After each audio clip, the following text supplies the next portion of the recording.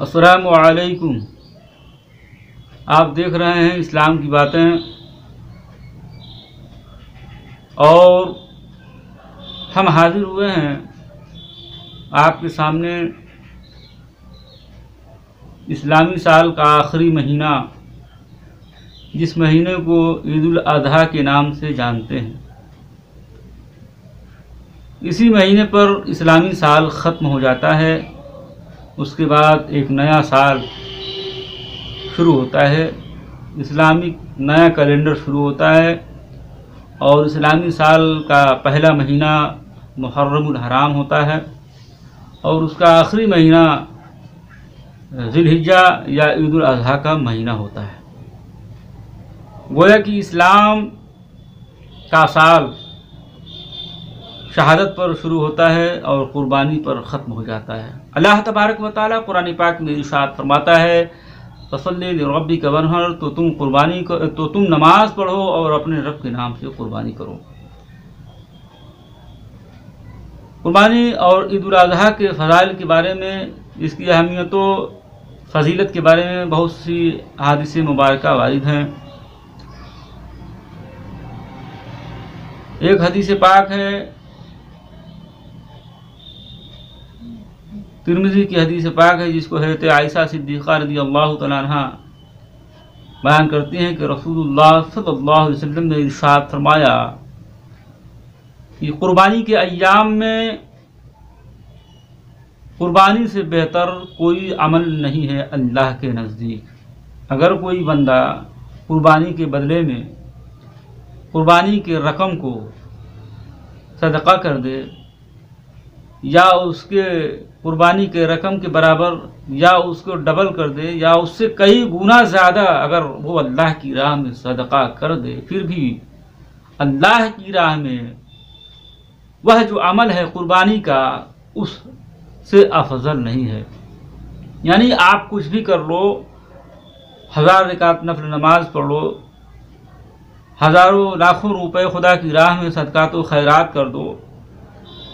غریبوں کو کھانا کھلا دو، بھوکوں کو کھانا کھلا دو، ننگوں کو کپڑا پہنا دو، اپنے دولتوں کو لٹا دو، لیکن قربانی کرنا، یہ عمل اللہ کی راہ میں جانور کو قربان کرنا، اللہ کی راہ میں خون بہانا، یہ اللہ کو ان ایام میں یعنی قربانی کے دنوں میں 10ویں، 11ویں اور 12ویں ذی الحجہ، ان تینوں دنوں میں اللہ کے نزدیک اگر سب سے زیادہ محبوب اور پسند ترین عبادت ہے، اگر کوئی سب سے پسندیدہ کام ہے، سب سے عمدہ اور بہترین کام ہے، تو وہ اللہ کے نزدیک جانور کی قربانی پیش کرنا ہے۔ اور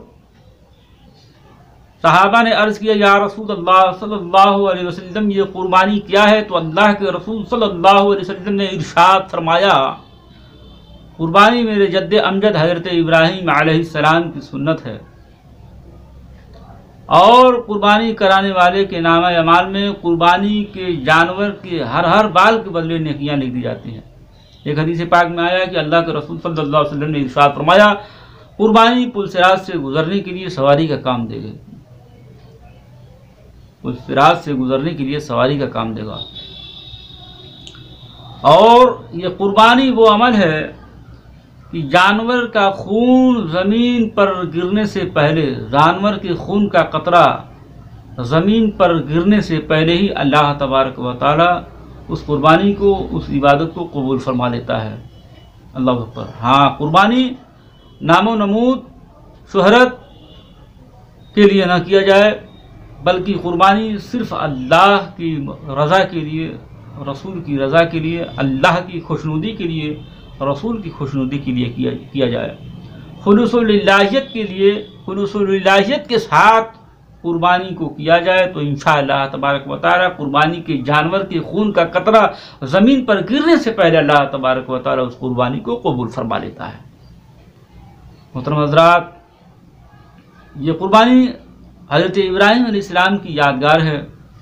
وہ ابراہیم علیہ السلام جو اللہ کے جلیل القدر پیغمبر ہیں، اور اللہ نے ان سے تمام آزمائشیں तमाम इम्तहान लिया और अल्लाह के फजल व करम से हज़रत इब्राहीम अलैहिस्सलाम उन तमाम आजमाइशों में, उन तमाम इम्तिहानों में वो कामयाब व कामरान रहे। सबसे बड़ी जो आजमाइश थी वो यही थी कि अल्लाह तबारक व तआला ने उनसे उनके बेटे की कुर्बानी तरफ फरमाई। उससे पहले बहुत सारी आजमाइशों में अल्लाह ने मुब्तला किया, लेकिन हज़रत इब्राहीम अलैहिस्सलाम कामयाब व कामरान हुए। कभी अल्लाह ने हुक्म दिया कि मालो दौलत को लूटा दो मेरी राह में, तो मालो दौलत को लूटा दिया। कभी हुक्म हुआ कि मेरी रज़ा इसमें कि अपने परिवार को अपनी नज़रों से ओझल सुनसान व बयाबान जगह पे छोड़ दो, तो उसको भी छोड़ दिया। कभी हुक्म हुआ कि आप फ़लाँ शहर को छोड़कर फ़लाँ शहर में चले जाएँ। ग़र्ज़े की हर वो इम्तिहान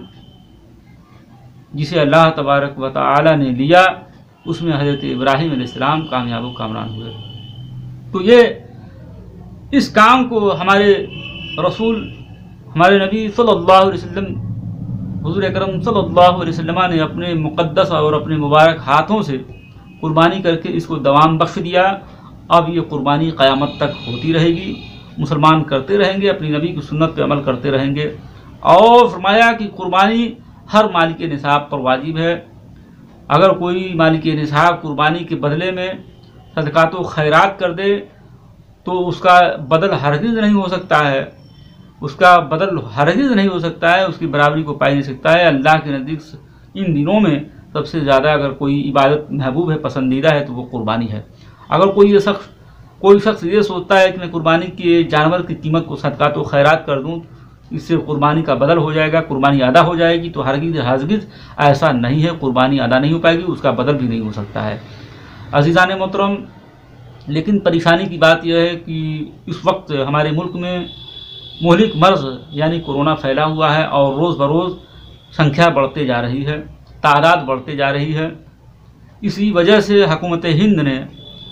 लॉकडाउन की अवधि को बढ़ा दिया है, इसको वसी कर दिया है। अब ऐसे आलम में मुसलमानों के जहन में तरह तरह के सवालात पैदा हो रहे हैं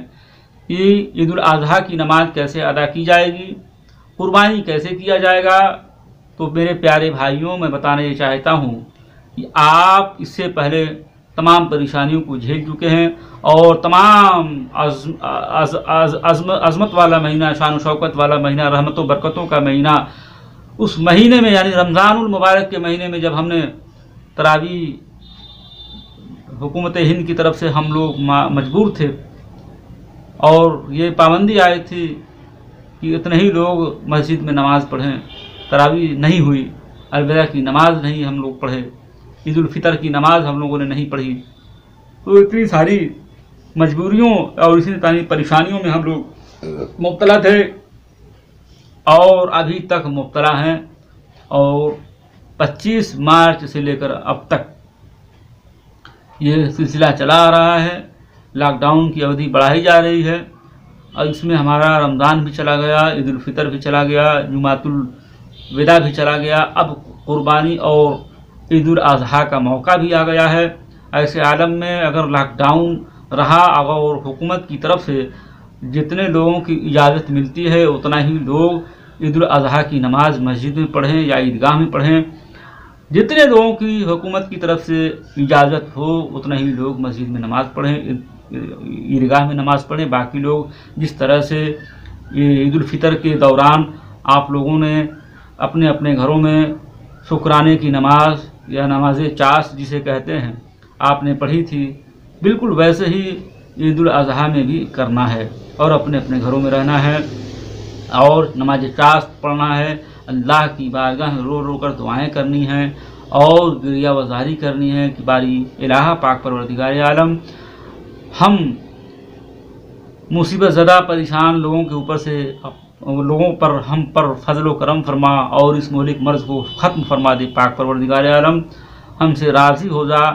मौला हमसे खुश हो जा और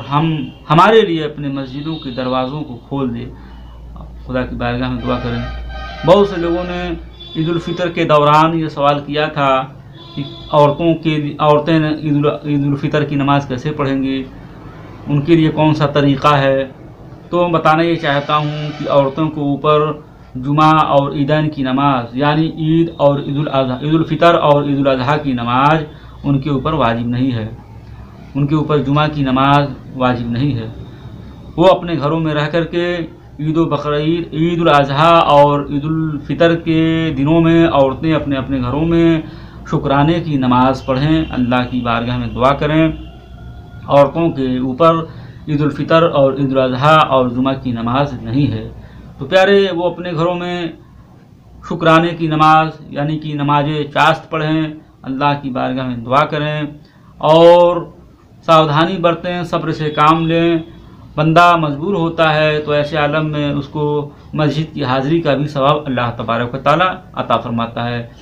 کہ اللہ تبارک و تعالیٰ فرماتا ہے جب بندہ مجبور کر دیا جاتا ہے، بندہ مجبور ہو جاتا ہے اور کسی بھی طرح سے مجبوری ہو، چاہے حکومت کی طرف سے ہو، دشمن کی طرف سے ہو، موسم کی طرف سے ہو، جانوروں کی طرف سے ہو، کسی طرح سے اگر کسی طرح کا کوئی اندیشہ ہو ضرر کا یا نقصان کا یا پریشان ہو جانے کا، تو ایسے عالم میں نقصان کبھی ہونے کا اندیشہ ہو تو ایسی صورت میں آپ جانے سے مجبور ہیں، لہذا مسجد میں آپ حاضر نہیں ہو سکتے، لیکن اللہ فرماتا ہے کہ اس کو بھی مسجد کی حاضری کا ثواب عطا کیا جائے گا، اور بندہ شکرانے کی نفل نماز پڑھتا ہے لیکن اس کو واجب کا ثواب اسے عطا کیا جاتا ہے۔ تو اللہ تبارک و تعالیٰ بہت ہی رحیم و کریم ہے، اور آپ مسجدوں میں جائیں، جتنے لوگوں کی اجازت ہو اتنے ہی لوگ مسجد میں نماز پڑھیں، قربانی احتیاط کے ساتھ کریں۔ جن شہروں میں قربانی کی اجازت نہ ہو وہاں قربانی نہ کریں، جہاں قربانی کی اجازت ہو وہاں آپ حصہ لے کر کے قربانی کرائیں، یا وہاں پہنچ جائیں وہاں آپ قربانی کرائیں، اور قربانی کی جانوروں کی نمائش نہ کریں اور اس کا ویڈیو وائرل نہ کریں، خدا کے لیے آپ یہ کام نہ کریں۔ اور قربانی کی گوشت کی نمائش نہ، قربانی کرتے وقت جانور جب آپ قربان کر رہے ہوں اس وقت کا ویڈیو آپ نہ لیں، اس کو وائرل نہ کریں، صفائی ستھرائی کا احترام کریں، ہڈیوں کو اور اس سے خون کو دفنا دیں، صفائی ستھرائی کا اہتمام کریں۔ اس طرح سے آپ قربانی کریں، جہاں جس جانور کی قربانی کے لیے حکومت اجازت دیتی ہے اسی جانور کی قربانی کی جائے اور ساودھانی برتی جائے، احتیاط کے ساتھ کام کیا جائے۔ انشاءاللہ تبارک و تعالیٰ اسی طرح سے آپ جو ہے عید الاضحیٰ کی نماز کا اہتمام کریں، قربانی کرنے کا اہتمام کریں، جانوروں کا نمائش نہ کریں، پردے میں رہ کر کے قربانی کریں، آڑ کر لیں، چاروں طرف سے پردہ لگا دیں تب قربانی کریں۔ قربانی کے گوشت کو اگر کہیں کسی دوست و احباب عزیز و اقارب کو وہاں بانٹنا ہو تو کوشش یہی کریں کہ نہ بانٹنے جائیں، اور اگر جاتے ہیں تو پردے میں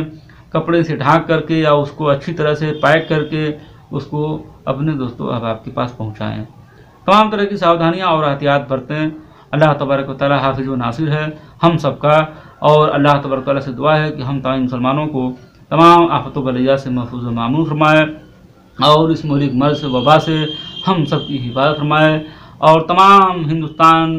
ہمارے ملک ہندوستان کی حفاظت فرمائے، اور ہمارے ملک ہندوستان میں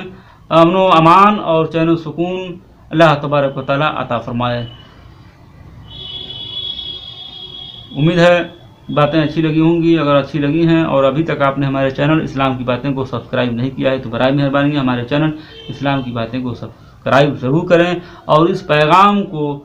دور دور تک بھیجیں تاکہ لوگوں کو جانکاری ہو جائے۔ اور پھر ملتے ہیں اگلی ویڈیو میں، جب تک کے لیے دیجیے ہم کو اجازت۔ السلام علیکم، اللہ حافظ۔